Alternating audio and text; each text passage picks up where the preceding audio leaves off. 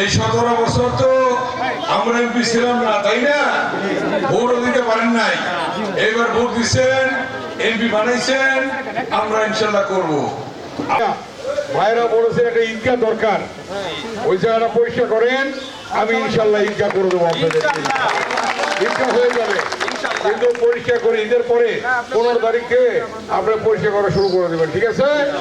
ওকে, হয়ে যাবে ইনশাল্লাহ ঈদগাহ। আর আপনাদের কাছে অনুরোধ থাকবে, আমাদের মাননীয় প্রধানমন্ত্রী জনাব তারেক রহমান উন্নয়নের জন্য কাজ করছেন। ফ্যামিলি কার্ড, কৃষক কার্ড, ইমাম মুয়াজ্জিন খতিবদের জন্যে, পুরোহিতদের জন্যে সম্মানী ভাতা, খাল খনন কর্মসূচি তিনি আজকে শুরু করেছেন।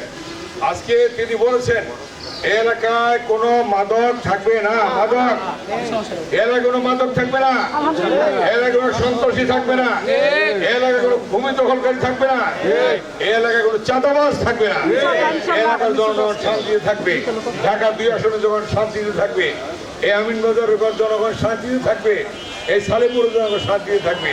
আমরাও আপনাদের জন্য সেবা করছি, সেবা করে দেবো ইনশাআল্লাহ। আপনারা আমাকে এমপি বানাইছেন, আপনাদের সেবা করে আপনাদের মন জয় করবো ইনশাআল্লাহ, ঠিক আছে?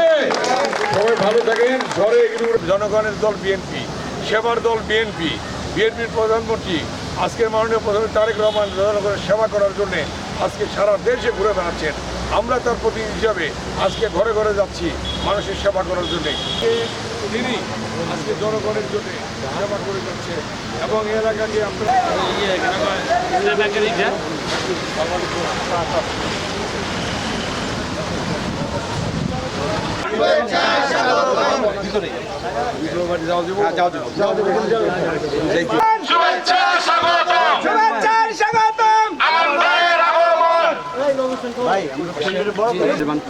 আল্লাহ আমরা একটা মহৎ কাজে আল্লাহ জোহরের নামাজের পর আল্লাহ আমিনবাজার ইউনিয়নের আজকে আমরা আমিনবাজার ইউনিয়নের ভিজিলা দেশে আমাদের আজকে প্রধান অতিথি আমাদের দেশ নায়ক তারেক রহমানের অত্যন্ত আস্থাভাজন নেতা আমাদের ঢাকা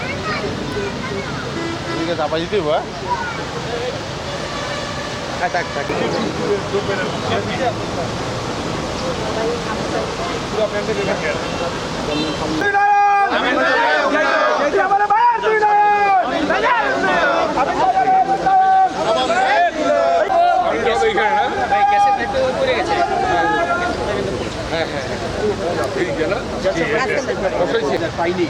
আমাদের নেতার জন্য আমরা গর্ববোধ করি এলাকাবাসী, আমাদের সেই নেতার নেতৃত্বে আজকে আমিনবাজারের যাত্রী ছাউনিরা আমরা দোয়া করি এই কাজ যাতে আমাদের দ্রুত সমাপ্ত হয় এবং এলাকার জনগণ যাতে এর সুবিধা ভোগ করতে পারে।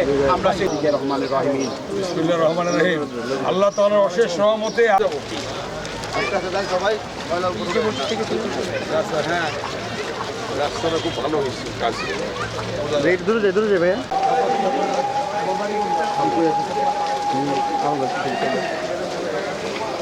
কত টাকা ইঞ্জিনিয়ার সাহেব? কত? 6